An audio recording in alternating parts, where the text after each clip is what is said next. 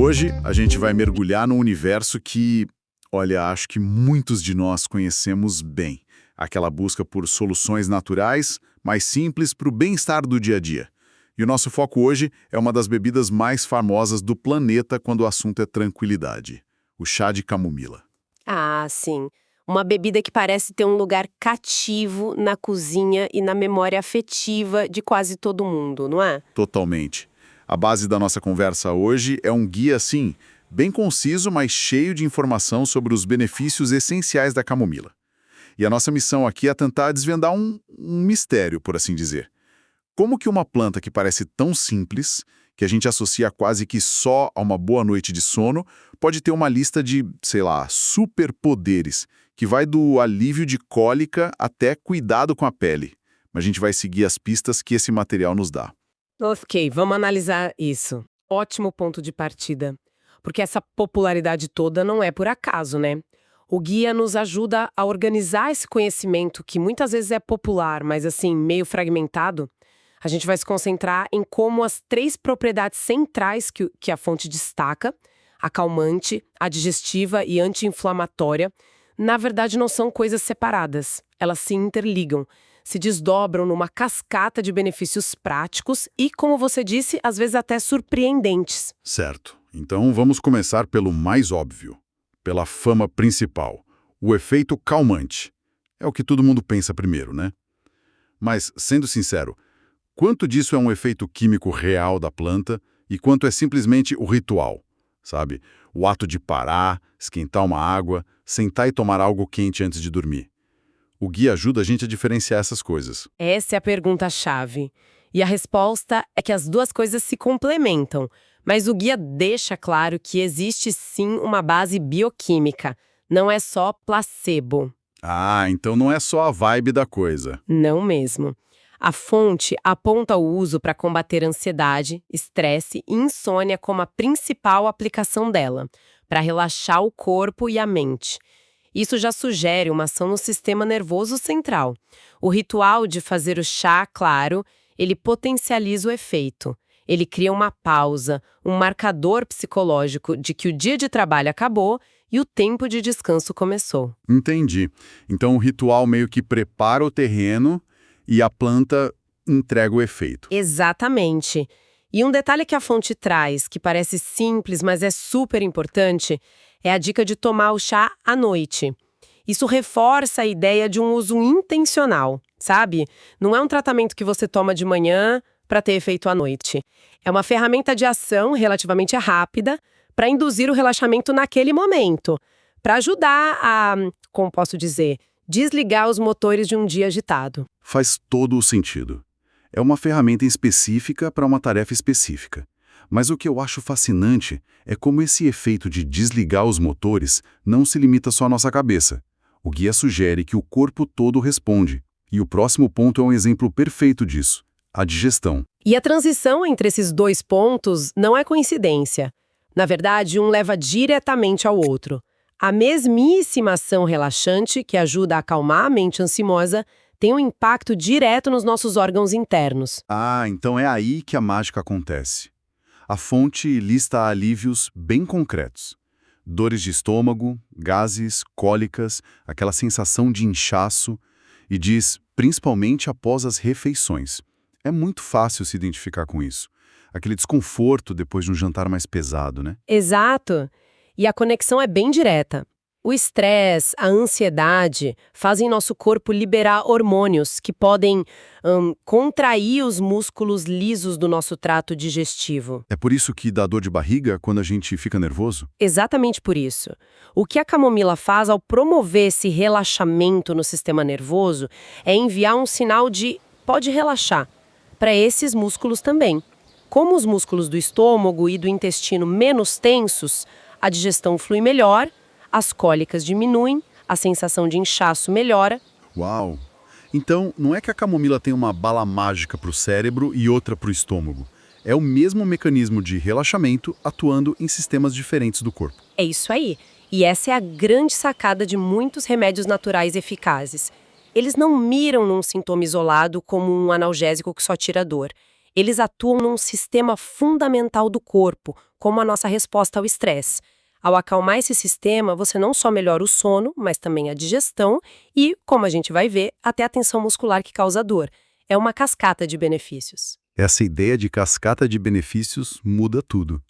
De repente, a planta parece muito mais inteligente, sabe? E isso me leva a outro ponto do guia que antes parecia não ter relação nenhuma. É o alívio de dores.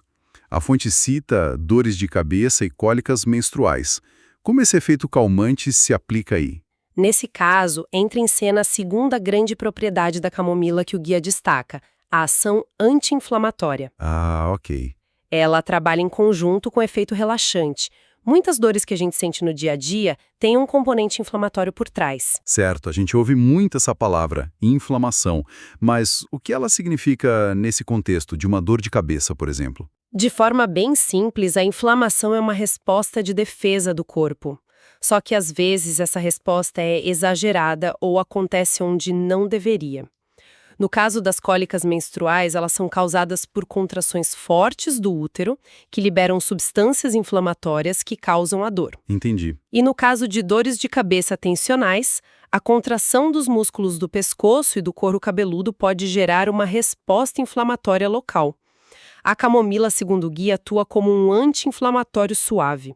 Ajuda a reduzir essa resposta e, consequentemente, a dor. Isso é impressionante. Quer dizer que uma única xícara de chá pode estar ao mesmo tempo relaxando a minha mente, acalmando o meu estômago e diminuindo a inflamação que causa a minha dor de cabeça? Parece bom demais para ser verdade. E a eficiência da natureza.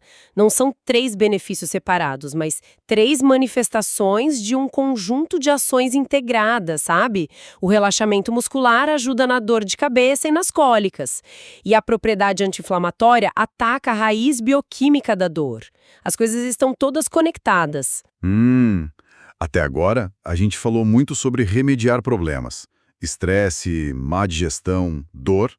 Mas o guia também aponta para um lado mais preventivo, de proteção. Ele menciona o fortalecimento da imunidade. Sim, e essa é uma área de grande interesse hoje em dia, né? A ideia de não só curar, mas de manter o corpo forte para não adoecer. Exato. E a explicação do guia para isso está nos antioxidantes. Ele é bem específico. Diz que esses compostos ajudam o corpo a se proteger contra gripes e resfriados. O papel dos antioxidantes é crucial.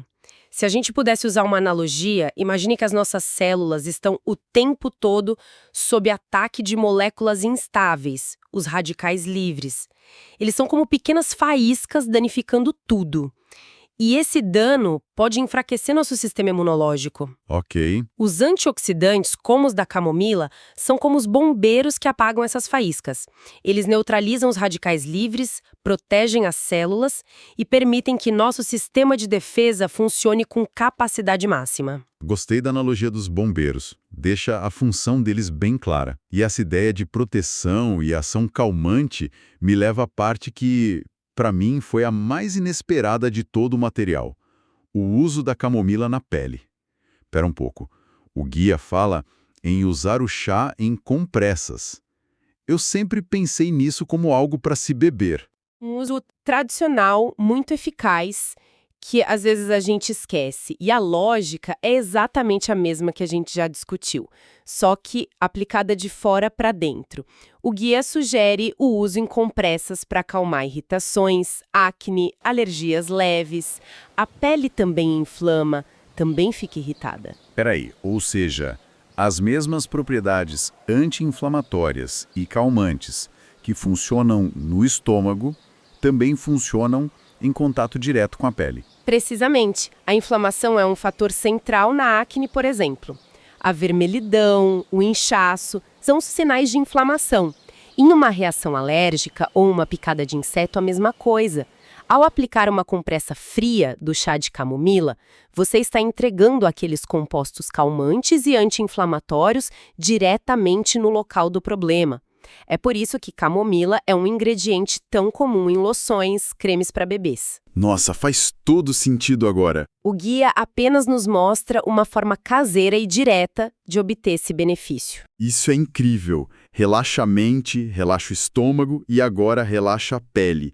É realmente um pacote completo de calma. Mas o guia chega num ponto final que é muito importante e também delicado.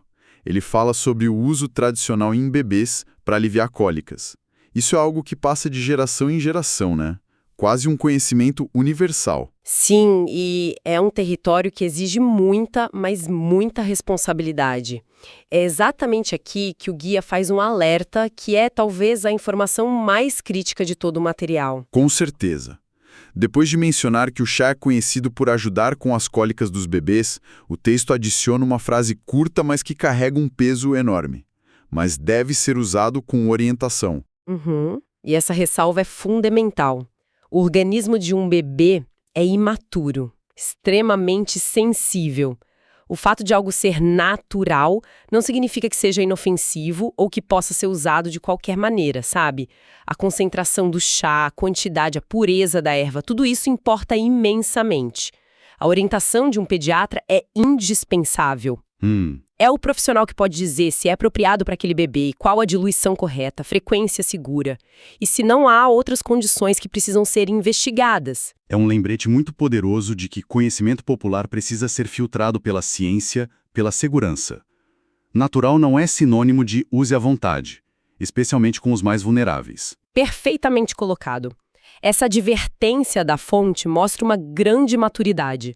Reconhece o uso tradicional, que tem seu valor, mas o enquadra nos padrões de segurança que temos hoje. Não é proibir, é orientar, é uso consciente. Então, depois de passar por essa jornada toda, da mente ao estômago, da pele à importância do cuidado com os bebês, o que tudo isso significa, no fim das contas? Essa é a grande questão, não é? O que a gente leva de tudo isso? Para mim, o resumo é que a camomila é a prova de que não se deve julgar um livro pela capa.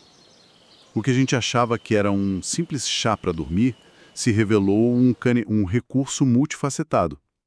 O guia nos mostra que é um calmante para o sistema nervoso, um aliado para o sistema digestivo, um anti-inflamatório para dores, suporte para a imunidade e até tratamento para a pele. A analogia do canivete suíço do bem-estar, que muita gente tem na despensa sem conhecer todas as ferramentas, parece perfeita. É uma ótima analogia.